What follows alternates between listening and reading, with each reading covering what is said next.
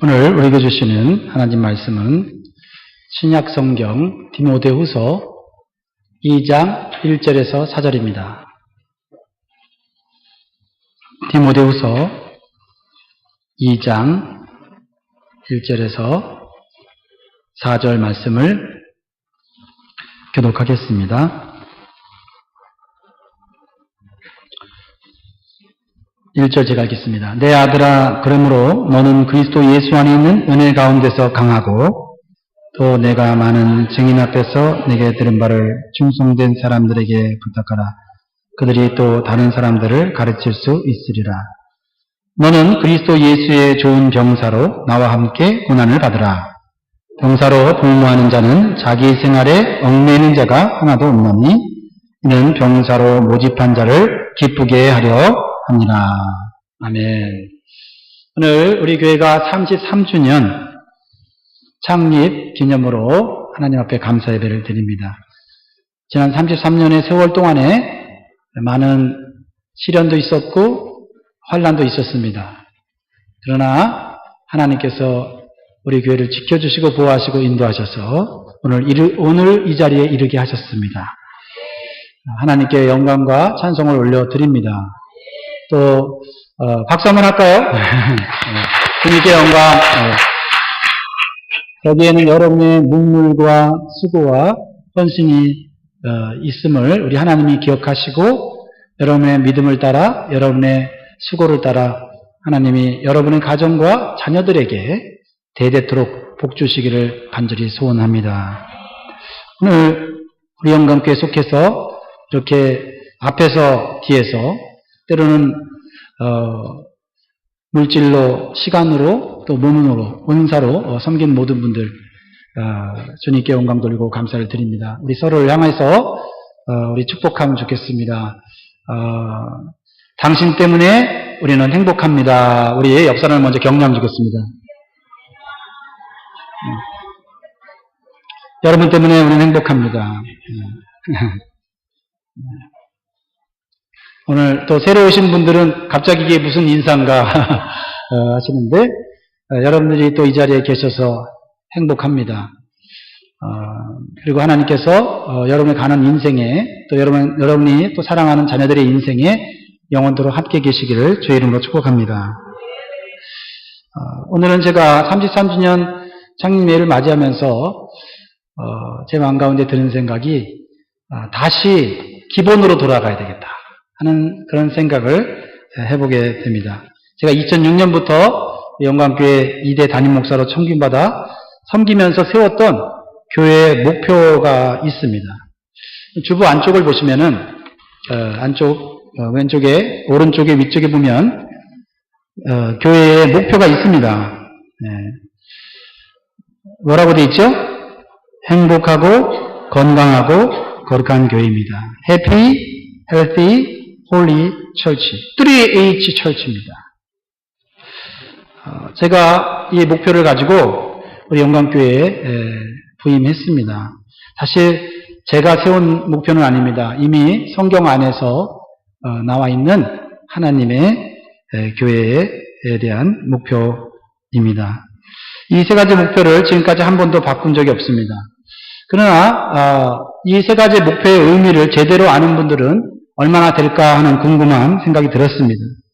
이 세 가지는 우리 신앙생활의 기초입니다. 첫 번째로 행복한 교회는 어떤 교회일까요? 내가 행복하면 다 행복한 교회일까요? 내가 불행하면 이 교회는 불행한 교회일까요? 행복한 교회는 행복한 성도들이 있는 교회인데요. 여기서 말하는 행복은 이 세상이 추구하는 일시적인 행복과는 다른 것입니다. 여기서 말하는 행복은 죄사함과 구원의 기쁨을 의미합니다. 사람이 부자가 되고 소원 성취를 해서 얻는 일시적이고 환경적인 행복이 아닙니다. 그것도 우리에게 잠시 행복을 주지만 그것은 영원한 행복은 아닙니다. 인간이 죄사함과 구원을 받지 못하면 이 땅에서 아무리 행복해도 인생의 마지막은 허무요, 불행이요, 지옥인 것입니다. 그래서 예수 그리스도를 믿고 죄사함을 받고 구원을 얻어 영생을 얻었다고 하는 확신을 가지고 사는 성도가 참으로 행복한 성도인 줄 믿습니다. 여러분, 그런 의미에서 여러분 영원한 행복을 여러분 가지고 있습니까? 로마서 4장 7절에서 8절에 보면 하나님께 복받은 자의 모습을 보여주고 있습니다. 4장 7절 8절 같이 읽습니다. 시작. 불법이 사함을 받고 죄가 가리워짐을 받는 사람들은 복이 있고 주께서 그 죄를 인정하지 아니할 사람은 복이 있도다 함과 같으니라. 할렐루야. 네, 진정한 행복은 소유에 있지 않고 진정한 행복은 사회적 지위에 있는 것이 아니고 환경의 편함이 있는 것이 아니라 바로 죄 사함이 있고 하나님께서 우리를 의롭다고 인정해 주시는 그 은혜에 있다는 사실을 기억하시기 바랍니다. 그래서 행복한 교회라고 하는 것은 죄 사함과 구원의 기쁨을 깨달은 성도들이 모여서 찬송하고 봉사하는 교회다라는 것입니다. 그저 사람들이 나를 사랑해주고 나를 인정해주고 나를 칭찬해주니까 이 교회는 참 좋은 교회야, 사랑이 많은 교회야, 행복한 교회라고 말하는 것이 아니라 내가 죄사함을 얻었고 지옥 갈 죄인이 천국의 백성이 됐다는 이 사실이 너무 행복해서 하나님 앞에 감사와 찬송을 올려드리는 그러한 예배, 그러한 교회 생활이 바로 행복한 교회 생활을 만든다라는 것입니다. 두 번째로 건강한 교회는 무엇을 의미할까요? 건강한 교회는 건강한 성도들이 있는 교회를 말합니다. 여기서 말하는 건강은 여러분들이 알다시피 육적인 건강을 의미하는 것은 아닙니다. 영적인 건강이죠. 영적인 건강은 영적으로 잘하는 것을 말하고 있습니다. 베드로후서 3장 18절에 보면 오직 우리 주 곧 구주 예수 그리스도의 은혜와 그를 아는 지식에서 자라가라. 영광이 이제와 영원한 날까지 그에게 있을지어다. 영적으로 건강하려면 우리 안에 예수의 생명이 있어야 합니다. 예수님을 믿고 구원을 받으면 예수의 생명을 받아 다시 영적으로 태어나는 것입니다. 다시 태어나는 것이에요. 그래서 영적으로 자라나야 되는 과정이 필요한 것입니다. 이것을 영적 성장이라 말하죠. 영적으로 자라나기 위해서는 영적인 음식이 필요하고요. 영적인 운동이 필요합니다.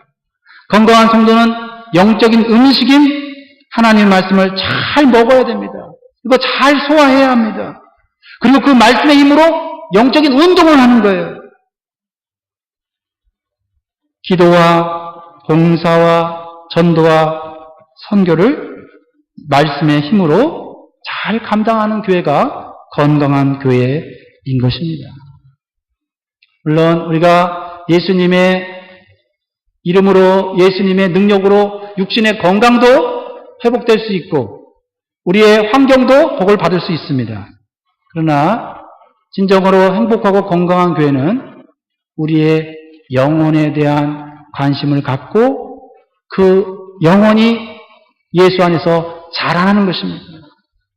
제가 질문을 하겠습니다. 여러분 지금 계속 자라고 있습니까? 목사님, 제 나이가 지금 80이 다 됐는데 지금 제가 자라는 것이 아니라 오히려 줄어들고 있습니다. 제가 그것을 육적인 자람을 말하는 것이 아닙니다. 여러분이 영적으로는 죽을 때까지 자라날 수 있다는 사실을 기억하세요. 그래서 교만하지 마십시오. 많은 영적인 지식이 있다고, 영적인 체험이 있다고 교만하지 마십시오. 예수님의 장성한 분량까지 자라야 됩니다. 그래서 우리는 항상 겸손하게 배우고 겸손하게 주의 은혜 가운데 거해야 될 줄 믿습니다. 에베소 4장 13절입니다. 우리 주님이 주신 말씀입니다. 같이 읽겠습니다. 시작. 우리가 다 하나님의 아들을 믿는 것과 아는 일에 하나가 되어 온전한 사람을 이루어 그리스도의 장성한 분량이 충만한 데까지 이르리니. 누가 여러분에게 아유 우리 권사님, 집사님은 참 믿음이 크십니다. 정말 성경 지식도 많이 있으시고 정말 모든 일에 참 성숙하셨습니다. 이렇게 말하면 뭐라고 대답해야 돼요? 저는 아직 멀었습니다. 예수님의 장성한 분량에 이르기까지는 아직 멀었습니다라고 말해야 돼요. 이게 겸손이 아니라 현실이에요. 현실이에요. 근데 뭐가 되지도 않았으면서 된 것처럼 행동하면 그 사람의 영적 성장은 멈추는 것이고, 그리고 나서는 영적으로 병들어 버리는 것입니다. 우리는 항상 겸손히 주 앞에서 배우는 자세로 가야만 우리는 건강한 교회를 세울 수 있는 줄 믿습니다. 세 번째로, 거룩한 교회는 무엇을 의미할까요? 거룩한 교회. 여러분, 거룩함은 구원받은 성도의 성품과 삶을 말하고 있습니다. 성도의 거룩함은 천국의 삶과 연결되어 있어요. 왜냐하면 거룩함이 없이는 누구를 볼 수 없어요? 하나님을 볼 수가 없다고 말하고 있습니다. 거룩함은 하나님의 근본적인 성품이에요. 하나님은 죄를 모르는 분이에요. 죄가 없으신 분이에요. 그래서 구원받은 성도는 죄와 세상적인 쾌락을 쫓아가지 않고 예수 그리스도의 성품을 쫓아가고 닮아가는 것을 추구해야 될 줄 믿습니다. 예수님 닮아가는 것. 이것이 구원받은 성도, 영적으로 자라가는 성도의 목표예요. 최종적인 목표입니다. 그걸 우리의 신학적으로는 성화, sanctification이라고 말하고, 이 성화가 완성된 것을 영화라고 얘기합니다. glorification입니다. 어떻게 이루어집니까? 예수 그리스도를 닮아가는 겁니다. 그것이 거룩이죠. 어떤 분들은 나는 이제 성경도 많이 알고 기도해서 기도응답도 많이 받고 또 교회 생활도 오래 해서 나는 더 이상 나는 배울 것도 없고 나는 교회를 졸업해야 된다 생각하는 분도 계십니다. 여러분, 신앙생활에 졸업은 없습니다.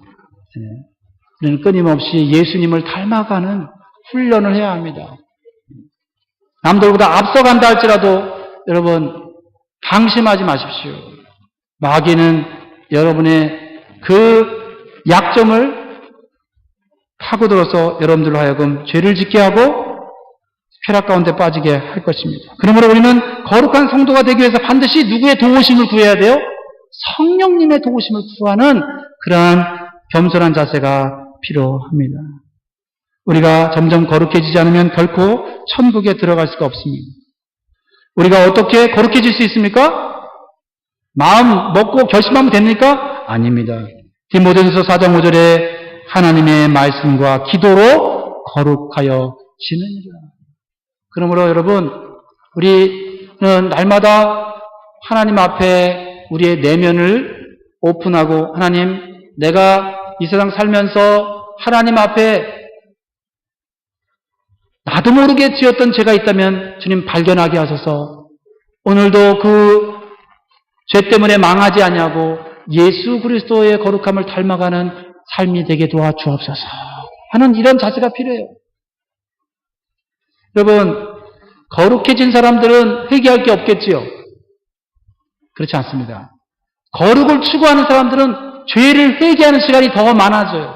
마치 촛불이 켜 있는데 촛불에 가까이 가면 갈수록 나의 그림자가 커집니까? 작아집니까? 커지잖아요. 경험을 안 해보셨는가 봐요. 집에 가서 한번 해보세요. 촛불을 다 켜놓고 불을 다 끄고 촛불 앞으로 가까이 가보십시오. 그러면 나의 그림자가 작았다가 점점 커지는 걸 보게 돼요. 우리가 거룩하신 하나님 앞에 가까이 가면 갈수록 우리의 죄가 얼마나 많은지, 우리가 하나님을 얼마나 닮지 않았는지를 우리는 깨닫게 되는 것이에요. 그래서 기도 많이 하는 사람일수록, 하나님 말씀을 많이 묵상하고 하나님을 쫓아가려고 하는 사람일수록 회개의 기도가 더 많아지는 것이에요. 그래서 우리 교회는 거룩한 교회가 되어야 될 줄 믿습니다. 죄악과 세속의 물결이 들어오지 않도록 진리의 말씀과 기도로 교회를 지키는 성도가 되기를 간절히 소원합니다. 사도 베드로는 우리가 어떠한 사람으로 살아야 되는지를 말씀을 통해서 우리 권면해주고 있는데, 특별히 주님이 다시 오실 때가 가까웠다. 주님이 가까이 오시는데, 그때는 도적같이 오시는데, 그때 우리는 주님 앞에 서게 될 것이다. 주님 앞에 섰을 때 주님이 우리를 칭찬하고 인정해 주시는 그런 성도가 되기 위해서 어떻게 살아야 되는가? 오늘 사도 베드로는 우리에게 권면하고 있어요. 베드로후서 3장 10절로 13절 말씀입니다. 같이 읽습니다. 시작. 그러나 주의 날이 도둑같이 오리니 그날에는 하늘이 큰 소리로 떠나가고 물질이 뜨거운 불에 풀어지고 땅과 그 중에 있는 모든 일이 드러나리로다. 이 모든 것이 이렇게 풀어지리니 너희가 어떠한 사람이 되어야 마땅하며 거룩한 행실과 경건함으로 12절 하나님의 날이 임하기를 바라보고 간절히 사모하라. 그날에 하늘이 불에 타서 풀어지고 물질이 뜨거운 불에 녹아지려니와 13절 우리는 그의 약속대로 의가 있는 곳엔 새하늘과 새 땅을 바라보도다. 우리가 마지막으로 바라봐야 하는 것은 새하늘과 새 땅인 것입니다. 이 땅이 아니에요. 여러분들이 교회에 와서 여러분의 마음을 위로하는 설교를 들을 수도 있습니다. 인터넷에 유튜브에 얼마든지 있습니다. 그리고 여러분들이 또한 살아가면서 인생에 필요한 교훈들을 또 설교를 통해서 들을 수도 있습니다. 그런 설교들도 또한 많은 인터넷이나 유튜브에 있습니다. 그러나 우리가 진정으로 들어야 될 하나님 말씀은 우리가 하나님 앞에 섰을 때 거룩한 신부가 되어야 한다는 것이고요. 그리고 우리가 이 땅이 마지막 종착역이 아니라 바로 하나님이 말씀하시고 예배하시는 새하늘과 땅이 우리의 마지막 종착지라는 사실을 기억하시기 바랍니다. 우리가 함께 이러한 거룩한 교회와 성도가 될 수 있기를 주의 이름으로 축복합니다. 제가 2016년도에 제가 강조했던 교회의 중요한 목표가 있습니다. 사실은 목회 처음부터 강조한 것이에요. 뭐죠? 영원 구원하여? 네, 이제 슬슬 나오죠.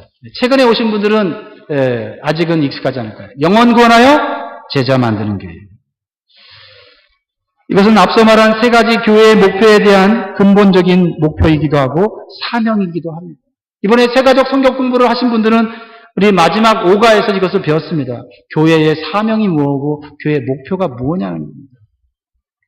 교회에 나와서 마음의 위안을 얻고 기도해서 소원 성취하는 것이 먼저가 아니라는 것이죠. 예수님이 교회의 머리 되시고 교회의 창시자이신 줄 믿습니다. 그 예수님이 교회는 이렇게 세워라라고 우리에게 말씀하셨습니다. 그것이 마태복음 28장 19절에서 20절이에요. 같이 읽겠습니다. 시작. 그러므로 너희는 가서 모든 민족을 제자로 삼아 아버지와 아들과 성령의 이름으로 세례를 베풀고 내가 너희에게 분부한 모든 것을 가르쳐 지키게 하라. 볼지어다 내가 세상 끝날까지 너희와 항상 함께 있으리라 하시니라. 우리 주님께서 우리와 함께 계십니다. 항상 함께 계신다고 말씀하십니다. 그런데 어떤 사람에게 하나님 예수님께서 항상 함께 계시기를 원하시는가? 바로 모든 민족에게 가서 모든 이웃에게 가서 구원의 복음을 전하고 그들을 예수님의 제자로 만드는 것입니다. 그 일을 할 때 예수님이 더 강력하게 우리와 함께 계신다고 말씀하고 계시는 것입니다. 우리의 힘으로 하는 것이 아닙니다. 우리의 능력으로 하는 것이 아닙니다. 정말 한 사람을 예수 믿게 하는 것이 얼마나 힘든 일인지를 우리가 압니다. 그렇죠? 근데 한 사람을 예수 믿게 하는 것이 얼마나 또 쉬운 일인지 몰라요.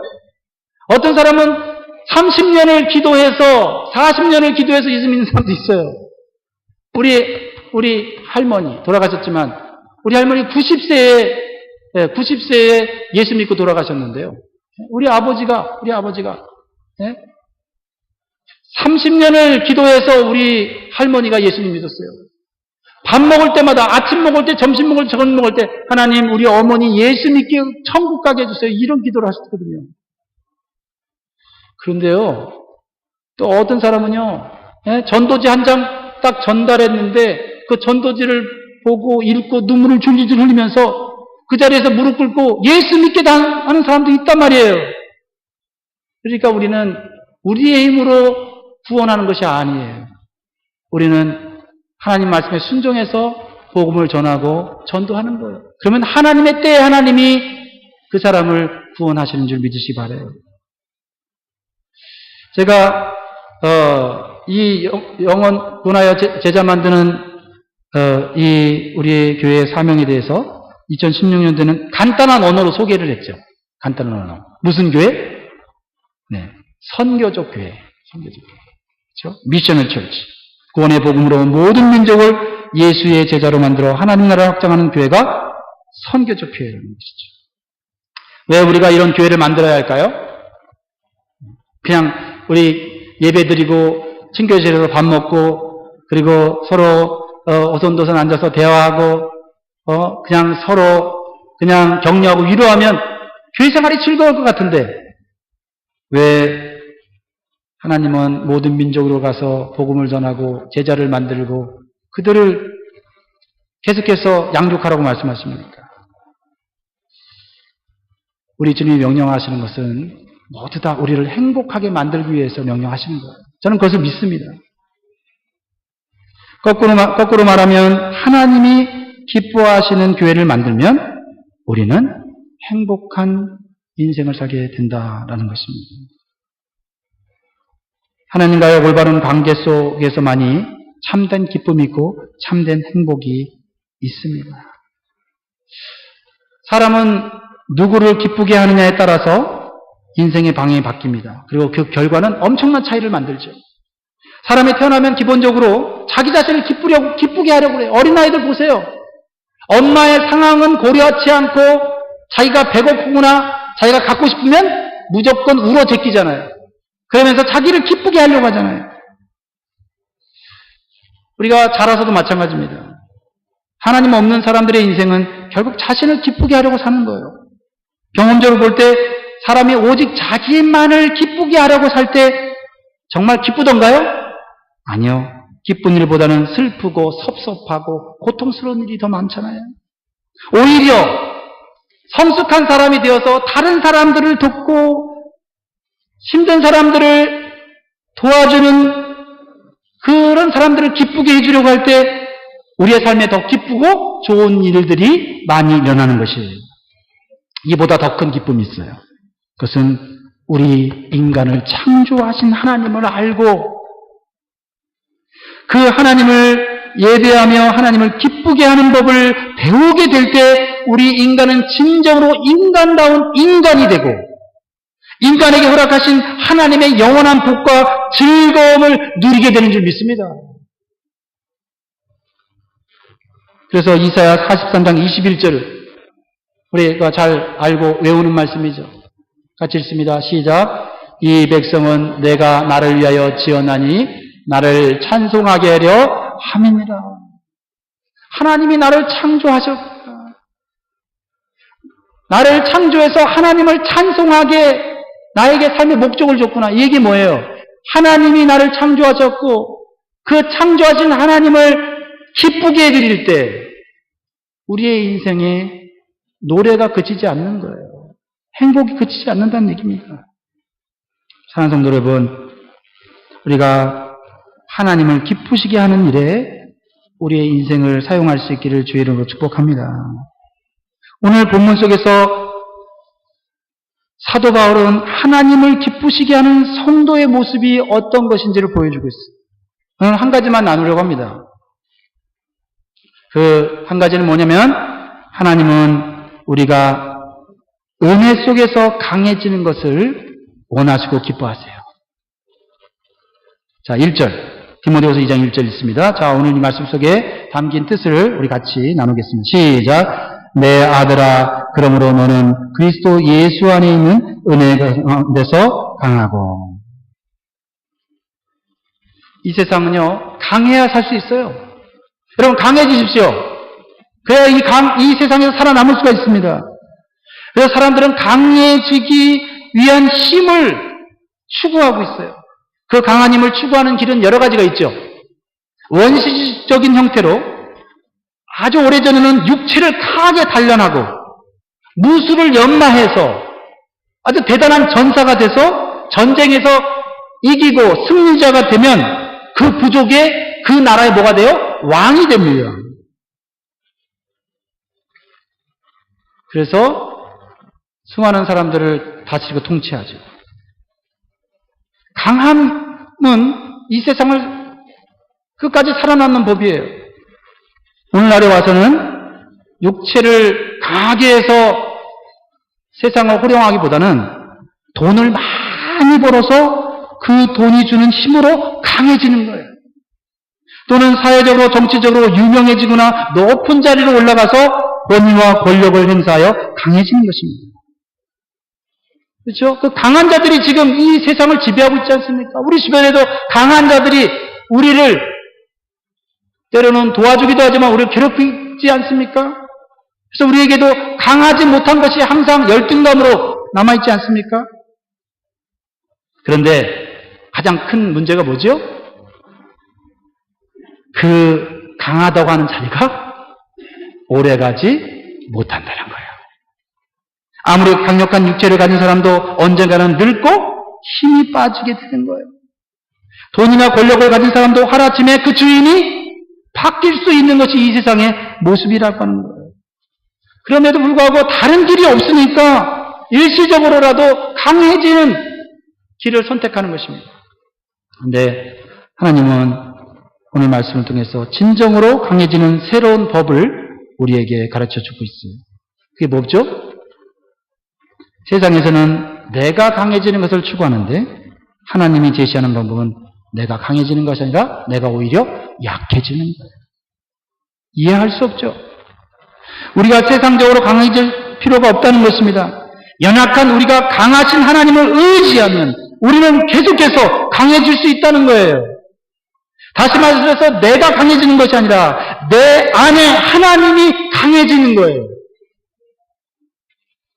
그래서 사도 바울은 오늘 본문 1절에서 그것이 예수 안에 있는 은혜라고 말씀합니다. 고린도서 12장 10절에 은혜 안에서 강해지는 것, 그것을 체험한 사도 바울이 이렇게 말하고 있어요. 같이 읽습니다. 시작. 그러므로 내가 그리스도를 위하여 약한 것들과 능욕과 궁핍과 박해와 곤고를 기뻐하노니 이는 내가 약한 그때에 강함이라. 이것이 이해가 되십니까? 정말 이해가 되십니까? 이게 거짓말 아닙니까? 솔직하게 거짓말 같지 않습니까? 누가 약한 것과 가난한 것과 핍박을 기뻐할 수 있습니까? 실제적으로 그런 것들은 고통스러운 것입니다. 그런데 만약 그 고통과 고난을 이기게 해주는 강력한 힘이 있다면 기뻐할 수 있을 것 같습니다. 사도 바울이 말한 것이 거짓말이 아니라면 자신의 약함 속에서도 자신보다 강한 것을 이겨내는 하나님의 은혜를 발견한 것이 분명합니다. 그렇다고 한다면 그러한 약함 속에 강함 되신 주님을 발견할 수 있는 은혜가 있기를 주님을 축복합니다. 그리고 예수의 은혜로 강해지는 것을 배우는 것이 우리 신앙생활의 목표가 될 수 있기를 바랍니다. 중국 선교의 아버지인 허드슨 테일러는 많은 시련과 고통 속에서 끝까지 승리하여 중국 선교의 큰 열매를 이루었던 사람입니다. 저는 허드슨 테일러 선교사가 매우 강한 사람이고 매우 능력 있는 사람인 줄 알았습니다. 그런데 그의 선교사를 읽어보면 그런 참 많은 불행과 고통과 질병과 특별히 사랑하는 사람들을 잃어버리면서까지 선교지에 있었습니다. 그럼에도 불구하고 그는 끝까지 중국에 있는 사람들을 버리지 않고 사랑하여 수많은 사람들이 주님께 들어왔습니다. 여러분 10년도 아니고 20년도 아니고 80년 동안 어떻게 수많은 핍박과 실패 속에서도 끝까지 믿음을 지키고 그리스도의 복음을 전할 수 있었을까요? 한 번은 젊은 선교사들이 이 전설적인 선교사인 허드슨 테일러에게 조언을 듣고자 방문을 하였습니다. 먼저 허드슨 테일러가 젊은 선교사들에게 묻습니다. 여러분들은 왜 선교를 하려고 하십니까? 그러자 선교의 열정을 가진 젊은 이 선교사들이 하나둘씩 자신이 선교에 대한 그러한 꿈과 포부를 얘기합니다. 저희들은 이 황무지 같은 중국 대륙을 복음으로 변화시켜서 교회들이 세워지는 것을 보고 싶습니다. 라고 얘기합니다. 또 한 사람은 얘기합니다. 저는 이 중국 사람들이 복음을 듣고 어둠에서 빛으로 나와 새로운 삶을 살기를 원합니다. 그러자 허슨 테일러가 빙그레 웃으면서 이렇게 말합니다. 나는 아닙니다. 다들 놀란 표정으로 허슨 테일러를 바라봅니다. 나는 중국이 사랑스러워서도 아니고 이곳 생활이 즐거워서도 아닙니다. 모래바람이 일고 가난한 사람들이 많이 살고 있는 이곳이 무엇이 그리 좋습니까? 뭔가 부정적인 얘기를 하는 이 전설적인 선교사의 말을 들은 젊은 선교사는 깜짝 놀랐습니다. 그 다음 허슨 테일러는 이렇게 말합니다. 하지만 이 일을 위하여 목숨을 버릴 수밖에 없게 만든 그 무엇이 내 안에 역사하고 있습니다. 그것은 바로 나 같은 죄인을 위해서 아낌없이 생명을 내어주신 예수 그리스도 때문입니다. 라고 얘기했습니다.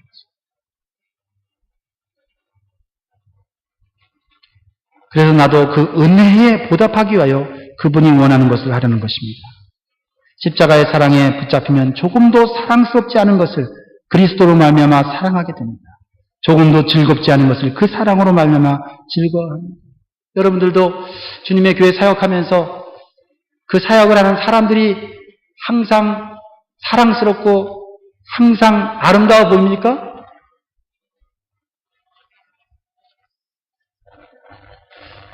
저보다 여러분들이 낫습니다. 저는 항상 마음속에 갈등을 합니다. 나는 왜 더 많은 사람들을 사랑하지 못하고 더 많은 사람들을 포용하지 못하고 더 많은 사람들을 이해하지 못할까 하는 갈등의 제한이 있습니다. 그런데 내가 아무리 발버둥 쳐도 더 사랑할 수 없는 사람을 더 사랑할 수 없습니다. 그런데 내가 주님의 십자가의 은혜를 깊이 깨달으면 깨달을수록 그 사람들이 예뻐서가 아니라 잘나서가 아니라 예수님 때문에 사랑하게 되는 경험을 조금 하고 있습니다. 근데 80년을 살기 어려운 중국 땅에서 사랑하는 가족들을 잃어버리면서도 그리고 핍박받으면서도 주의 복음을 끝까지 전할 수 있었던 허슨 테일러는 그가 성품이 뛰어나서 믿음이 뛰어나서가 아니라 예수님의 크신 은혜를 품었기 때문이라고 말하고 있을 때 저는 용기가 납니다. 다시 일어설 용기가 나죠. 사도 바울이 그것을 깨달았기 때문에 믿음의 아들 디모데에게 아들아 십자가의 은혜로 강해질 수 있단다라고 오늘 가르쳐주고 있는 거죠. 그게 디모데후서 2장 1절 아닙니까? 내 아들아 그러므로 너는 그리스도 예수 안에 있는 은혜 가운데서 강하라. 사도 바울은 예수님을 믿으면서도 세상적으로 강해지는 우리들에게 연약한 모습으로도 예수 그리스도의 십자가의 은혜로 강해질 수 있다는 것을 가르쳐주기를 원하는 겁니다. 십자가의 은혜로 강해진다는 것은 내 안에 예수님에 대한 신뢰와 사랑이 강해진다는 것이에요. 그 믿음과 사랑으로 모든 문제와 고난을 이길 수 있게 됐다라는 것입니다. 저와 여러분이 교회 다니면서 신앙생활을 하려는 이유가 무엇입니까? 오늘날 세상적으로 잘되고 강해지려는 생각으로 예수님을 믿는 사람들이 점점 많아지는 것 같습니다. 그래서 예수님 믿고 세상적으로 잘되면 신앙생활이 강해지는 게 아니라 오히려 약해지는 현상을 보게 돼요. 세상적으로 잘난 것 때문에 믿음도 흔들리고 사명도 잘 감당하지 못하고 세상에 이리저리 끌려다니게 되는 거죠. 그러니까 믿음도 잘하지 않고 세상의 연수가 많아지면 종교적인 지식과 말만 많아지는 것입니다. 생각해 보시기 바랍니다. 여러분, 예수님을 오래 믿으면 거꾸로 돼야 되지 않아요? 믿음은 강해져야 되지 않아요? 사명은 더 잘 감당해야 되잖아요? 예전보다 하나님의 뜻에 더 순종하고 웬만한 제약과 세상의 유혹은 너끈히 이겨내야 되는 것이 아니에요? 그렇지 않습니까? 왜요? 예수의 은혜가 내 안에서 계속 깨달아지고 그것이 충만해진다면 시간이 흘러갈수록 나이가 먹어질수록 우리의 믿음이 우리의 사명이 더 커져야 되는 거 아닙니까? 그렇지 못한 것 때문에 우리는 고민하고 있지 않습니까? 왜 그래요? 왜 거꾸로 합니까? 예수님을 믿지만 세상적인 방식으로 강해지려고 하기 때문에 그렇습니다. 아예 하나님을 안 믿는 사람처럼 세상적으로 강해지는 방법을 선택해서 사세요. 그런데 예수님을 믿으면서도 세상적으로 강해지는 방식으로 살려고 하니까 예수님 믿는 것과 세상적으로 강해지는 것이 서로 혼합이 돼서 신앙이 자라지 않는 건 아닌가 그런 생각을 해보는 것입니다. 예수님을 믿는다면 나는 약해지고 예수님의 은혜로 강해지는 법을 배우기 위해 몸부림쳐야 될 줄 믿습니다. 그게 성경에 있대잖아요. 같이 한번 우리 다시 새롭게 우리의 신앙의 기초를 세워봅시다. 예수 믿고 세상적으로 강해지는 게 아니라 예수 믿고 약해져도 세상을 이길 수 있는 방법으로 살아보자고요. 같이 서로 손가락 하지 말고 서로 격려하면서 그런 하나님의 은혜를 추구하면 좋겠습니다. 예수님 은혜 속에서 강해지는 사람은 자신이 약해지는 것을 두려워하지 않습니다. 점점 약해질수록 변하지 않고 쇠하지 않는 예수님의 은혜를 더 붙잡는 신앙생활을 하게 될 것이에요. 예수님의 은혜는 우리의 생계뿐만 아니라 죽음을 이기고 천국에 이르도록 이끌어주는 강력한 힘이라고 우리는 믿기 때문에 그렇습니다. 사랑하는 성도 여러분, 우리가 신앙생활을 하려는 이유는 내가 외적으로 강해지는 것이 아니라 예수님 안에서 내면의 믿음이 강해지려고 하는 것이에요. 그래서 모든 약함과 궁핍과 고난과 시련을 이겨내는 데 있다는 사실을 기억하시기 바라요. 우리가 정말 존경하고 믿음의 본이 되는 사람들은 가만히 보면 이 원리를 깨달은 것 같아요. 저만 못 깨달은 것 같아요. 영국에서 10,000명의 고아들을 돈도 없이 양육한 믿음의 아버지가 있습니다. 조지 뮬러라고 들어보셨죠? 조지 뮬러라고 하는 목사님이 계셨는데 그는 기도로 3만 번의 응답을 받아서 고아원을 운영하면서 고아들을 먹이고 입히고 교육시켰습니다. 그는 70년 동안 살아오면서 체험한 하나님의 은혜를 이렇게 간증해요. 그 간증한 내용이 오늘 본 말씀하고도 너무나도 잘 매치되는 말씀이에요. 이렇게 말합니다. 우리들의 연약함은 하나님의 풍성한 은혜를 체험할 더 좋은 기회가 됩니다. 우리의 연약함이 크면 클수록 하나님은 능력을 나타내시려 더 가까이 오십니다. 우리의 궁핍이 크면 클수록 친히 우리의 친구 되심을 더 분명하게 확인시켜 주십니다. 시험이 크면 클수록 난관이 크면 클수록 하나님의 도우심은 더 가까이 나타나십니다. 이것이 70년을 살아온 은혜의 체험입니다. 라고 얘기했어요. 기도에서 응답을 많이 받은 사람은 연약하지도 않고 항상 강할 줄 알았는데 기도에서 많은 응답을 받은 사람들은 나는 연약하기 때문에 하나님을 더 의지하게 되고 하나님의 은혜를 구하게 되고 그러면 하나님이 더 가까이 오신다라고 얘기를 합니다. 사랑하는 성도 여러분, 창립 33주년을 맞이하는 우리는 다시 선택하면 좋겠습니다. 세상적으로 강해지는 법을 선택하든지 아니면 예수 안에서 믿음으로 강해지는 법을 선택하든지 그 결과는 영원한 차이를 만들게 될 것입니다. 우리 이 시간 같이 찬양 한번 하고 우리 말씀을 생각하며 기도하는 시간 갖겠습니다. 약할 때 강함 대신에 나의 보배가 되신 주, 나의 모든 것 되시는 주님 찬양합니다.